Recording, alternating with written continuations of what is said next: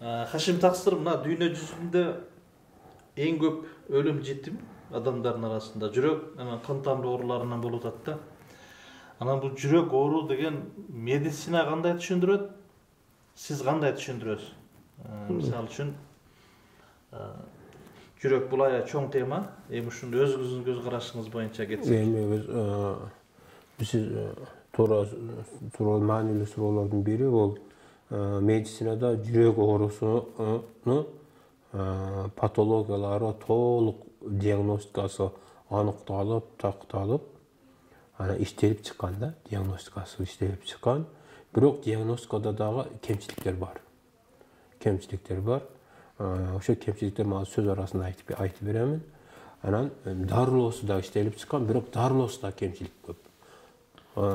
Эми жүрөк оорусу деген бул эмне өзүчү?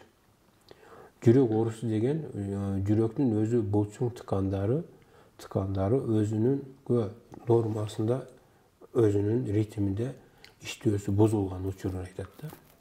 Ушул жүрөк ооруларына туруштук берет. Эми ошол жүрөк ритмдери, жүрөк булчуңдары ритмде иштөө нормасынын бузулушунун себептерин изилдеш керек. Себептери өтө көп. Бирок биз мындай жыйынтыктап алып келгенде биринчи себеби бул жүрөктүн булчуңдарынын ишемиялык ооруга чалдыгышы. Медицинанын учебный пособияларында дагы, анан кийин илимий жүзүдө иштеринде дагы, макала илимий жактан түшүнүүдө дагы бирдиктүү көз караш жок жүрөктүн ишемиялык оорусу деген эмне деген оору экени. Илимий жактан түшүнүк бирдиктүү көз караш жок да. Биз ошонун кемчиликтерин көп учураттык да. Андан кийин биз ошол бизде жүрөк оорусуна өтө көп кызыктар болуп, издөөлөр жүргүзүп отур. Мактоолордун баардыгы жараткан Алла урма болсун. Биринчи орунда биз жүрөктүн ишемиялык оорусу эмнеден пайда болот деген суроо коюп, биз ошол суроого чечкенге жетиштик да. Биздин жетишкен ийгилигибиз мындайча да. Жүрөктүн кардиомиоциттик деген клеткалардан турат да, эң ткандарычы. Ушу кардиомиоциттик клеткаларга тамак аштын жетишсиздигинен улам жүрөктө ишемиялык оору пайда болот экен да. Ошол жетишсиз кайсы бир заттын канды составында жана жүрөктүн ткандарында азайып кеткенде оору пайда болот экен. Биз ушуну аныктап тактадык да. Бул зат, мисалы, мындай адамдарга түшүнүктүү болуш үчүн айтайын. Мисалы, инсулин деген баары угушат да. Инсулин, мисалы, мына булчуңдардын арасында азык затты ташыйт да, транспорттук кызмат аткарат да. Инсулин дегенчи ал өзү тынжырдуу түрдө болот, биринчи структурада белок болот да. Мына булчуңдар арасына келет. Ким сахарный диабет болуп калганда булчуңдары жакшы иштебей калат да. Себеби ошол жака тамак эң негизи глюкозадан кийинки башка продукттардан ташыйт да бул. Ушул белок ферментчи, инсулинчи. Ошол сыяктуу эле жүрөккө булчуңдары инсулин ташый албайт да, транспорт кызмат аткара албайт. Инсулинчи. Себеби бул организмде башка булчуң денеде булчуң ткандардан бул жүрөктүн булчуң тканынын структуралык өзгөрүшү дагы, түзүлүшү дагы такыр башкача, клеткалардын иштеши дагы такыр башкача. Башкача айткан, жалпысын айткан, гистологик структурасы так башкача да. Андан сырткары материалы башкача экен да. Андан сырткары мунун тыгыздыгы дагы жогору да.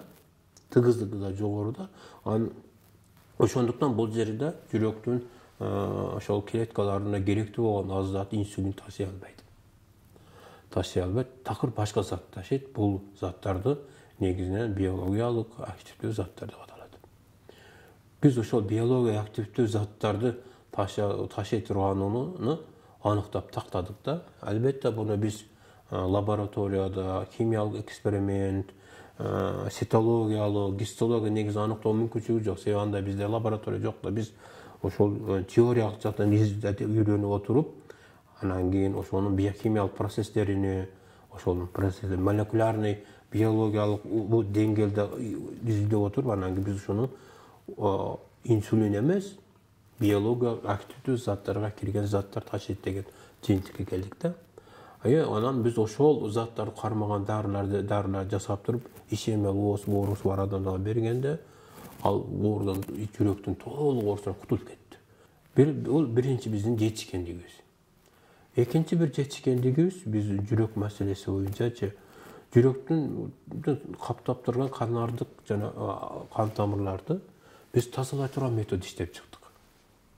Мисалы дүйнөлүк медицинада мына эми өтө чоң мисалы Америкада, Батышта жана башка өлкөлөрдө өтө чоң кардиология институты бар. Мисалы анын ичинде биздин Бишкекте да илгертен бери Союздун мезгилинде тургузулган Мир Ахимовдун кардиология институты бар. Ал жерде өтө күчтүү специалисттери бар.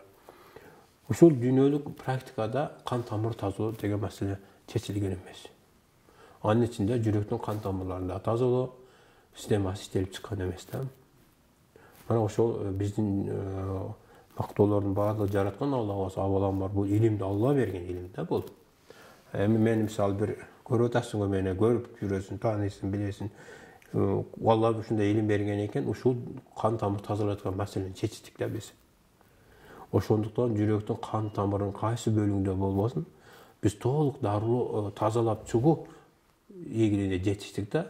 Ошондуктан мына ошол мен ушул оорудан жүрөктүн атеросклероз деп коет да. Ушул атеросклерозу коронарографиядан өтүп, кайсы жер канча жеринде концентрация болгон баардык көрсөтүп аныктап коронарографияга түшүп келгендер дагы дарылап, андан дарылап бүткөндөн коронарографияга жөнөтүп, толук тромбу жок болгон, тастакталган бизде материалдар дагы бар. Ал жака жөнөтпөй коечу, мен сага дооматым жок, мен убара кылба, кыйнаба, жөн дарылай бер дегенде дарылап канча адамдар чыгарып атабыз. Ушул күндөрү дагы дарылап жүрөбүз да, чыгарып. Ошол экинчи ийгилиги ушул кан тамырды жүрөктүн атеросклерозун толук биз дарылоо мүмкүнчүлүгү жетиштик да. Эми үчүнчү бир жүрөктүн дарылоодо үчүнчү бир жетишкендигибиз бар да. Жүрөктүн иштөө ритми канга организмде эндокриникалык системалардын системалар деген бул гормон бөлүп чыгарат да. Ички канга бөлүп чыгарган органдар бар да. Мисалы мээнин гипофизи, калкансымал без, бөйрөктүн гормондору, кээде жыныс орган гормондору, ушунун таасири астында жүрөктүн ритми өзгөрүп кетет. Ритм өзгөрөт да. Ритм өзгөргөндөн кийин давление пайда болуп, кан басым көтөрүлүшү же түшүп кетиши болот да. Биз ушул маселесин чечтик да. Жүрөктүн бул өзүнчө илим бар, аритмология деген жүрөктөчү. Ошол ритмдеринин системасыны бузулуштарын патология окуп, анан дарылоону сунуш кыла турган ушундай илим бар да, аритмология бар да, аритмолог врачтар да бар да. Ушул күнгө чейин медицина ушул жүрөктүн ритмин жөнгө сала албай келатат. Мына медицина так ритм жөнгө сала албайт. Биз ритмди жөнгө сала турган системаны иштеп чыктык да. Мисалы щитовидный железда мисалы гормондор, тиреоидный гормондор иштеп чыгат, ал жүрөктүн клапаны бузулушуна алып келет. Жүрөк клапан бузулушуна алып келет. Желудочкага удар бергенде, импульс берген, анын азайтат. Мисалы биз гормонду толук дарылайбыз да. Гормон таасир эте алат. Бөйрөктүн мисалы жүрөктүн ритмин тездете турган гормондор бөлүп чыгарат да. Биз ошол бөйрөктүн гормондорун дарылай турган жолду иштеп чыктык. Ошондой эле мисалы вазопрессин негизги гормонду бөлүп чыгарат гипофизчи. Ошонун негизинде анан кийин организмде гормоналдык дисбаланс пайда болот да. Ушул дисбаланс жөнгө салып, жүрөктүн ритмин аритмияда иштеген жүрөк толук ритмде нормалдашканга жетишкен ийгиликтерибиз көп. Мисалы атагыраак айтканда, мисалы фибрилляция пресерди деген оору учурап калат адамдарчы. Фибрилляция деп коет, ал пресерди мынтип эле иштеп калат. Систоля болупчу.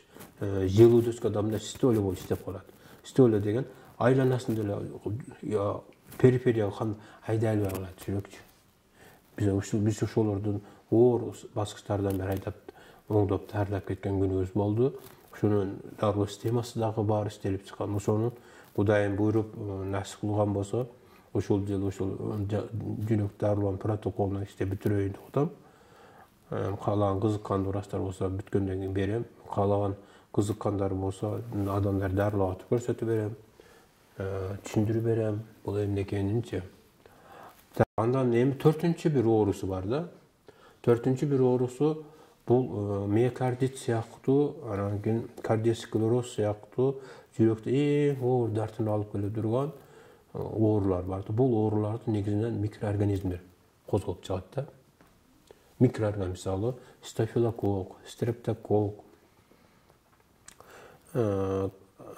Klesbiria degen bakteriyalar, jana başga bakteriyalar miyokarditdi işlep ogur kozgop çygan, anın içinde klapanlardan propalısyna je klapanda jetsizlikler ogurlaryny paýda kılat da.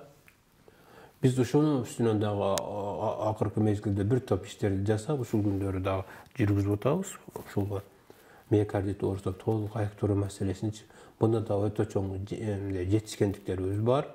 Ema Kuday buyurup nasip bolgan bolsa, şunu dokumentany tüzgenge hareket kılabız. Bu mesele de biz taraftan çeçilip, buna ötken yılı noyabr ayından martga çeyin bir oğru darladık. Jürek fibrilasyon toluk ömrü saktap aldık. Fibrilasyon jürekte şol fibrilasyadan çıkarıp, kardiosklerozdan çıkarıp, az normal yaşap yürüdüm. Bunda bir 3-4 pasiyenti şuday oğur ahvaldan çıkardık da. Oşondukda en negizgi şol jürek, andan keyin akırkı nese jürektin klapana jetsizlik meselesi. Mesela anı kedi prolapс degen da koyat, kedi jürek klapan jetsizlik koyat. Mesela jürektin stenasında işemel oğrunun kesepetinde payda bola turgan bolsa, klapan jetsizligi biz anı toluk tarlap yolga salabız da. Andan sırtkary infeksiýalyk münözdegi bola turganbız, biz anı da hazır üstünden işlep otabız, biroq ayağına çıgalyk biz. Şunu ayağına çıgalyk biz, Kudaýym nasip kılgan, buyurgan bolsa, jakyn arada jetişip bolabız. Şul Emne menen darlaýsy? Eň negizgisi? Eň negizgi darulabız bul oğurgan pasientin organizmine ziyan berбей turgan toksичный соустап koýat da, şondoy jok dary-darmekler berip darlaýbys. Anan naturalny münözde dary-darmek turgan, kede medisinalыk preparatlarda biz paýdalanabys. Oşo oğrunun patologiýa özgöçlüklerine karata, biroq biz öte az sanda paýdalanabys. Anan kardiologik preparatlardy minimalny paýdalanabys.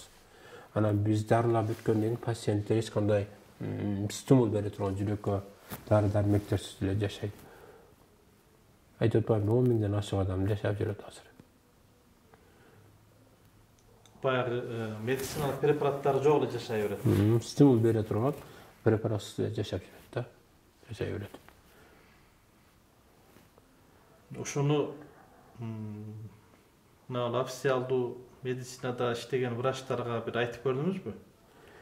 Emi bizdin misal men bir sizge bir suro berip otadım, men bir fakt aýtaýyn. Ötken ýyly noýabr aýynda, oktýabr, noýabr aýlarynda men bir pasient darladym. Emi oşol pasient Mirakiv atyndagy kardiologik borborda reanimasiyada jatdy. Reanimasiyada jatdy al pasient. Anan al pasientdi Bikard 2 jolu jürekge stent koyup hareket kılgan. Tromdun plotnosy jogary bolgondukdan adam kirgize alбай goýan, stent kirgize alбай goýan. Mirakivdin özünde daha bir jol hareket kılışgan. Jüregine stent koygungoç, alar da eşdese kıla alбай goýan. Men akyrky çara şunu teleýän, başga jol jok degen. Andan toganlar maňa kelip, şunday ahwal dedi. Men aýtdym, men ahwalymy bilesiňer emi. Sot bolgan adamбыз. Anan hökümet meni kontrol kılıp turat. Hukuk organy kontrol kılıp turat. Kokus arazansaňar men türmege oturamyn. Anan oşondukdan jardam bere albaýmyn desem, jok, arazdanbaýbys, zatdanbaýbys. Dabay jardam beriň dep sorandy. Anan bugün bolupdyr dedim. Yani jardam berip atkanda jürekden kan tamyrdan trombdun çygyş başlanganda anan keyin bizde reanimasiýalyk şart gerek bolgondukdan bizim banisa jakıp bolgondukdan anı kardiologan reanimasiýasına jatkyrdyk. Oşol jerde 3 juman içinde biz trombdu toluk alıp çygardyk da. Anan vraçlar emi bir cumaga jatkırgandyr elmese. Andan çık degende emi al kişiden soranda emi bizim darwamız bildiribe. Biz bildire görüp bildirsen çangcal çekip dedi. Anan Alar ben aytım 2 cumaga da çoz bir dese bolup. Anan 3-nji cuma bolganda vraçlar çık jap berese girdipdi. Anda bop turanda men bir kardiogram alıp görgüleçi, koronagrafiya bolup. Anan anagi meni operasiya makulduk bereyin depdir. Anan daha birce koronagrafiya bolupdur. Kılganda bu koronagraf bir tromb takılı jok. Bayağı tromb. Anan vraçlar işime kayra karasa jok. Anan suraptır, sen ne oldu dese, siler çok beriyotkan darilerdi, çotam. Başka işin sağlanım yok. Anan degen daja ошол лечащий врач айтыптыр да, биздин ошо мүмкүн 30 жылдан ашык иштесе керек, мындай тарыхта болгон эмес. Эмне деп жазышын билбей атам, история болезненный деп айтыптыр да. Мисалы мындай кылыштарды, мисалы башка частный клиникаларда жаткырып да даарылап жүрөбүз.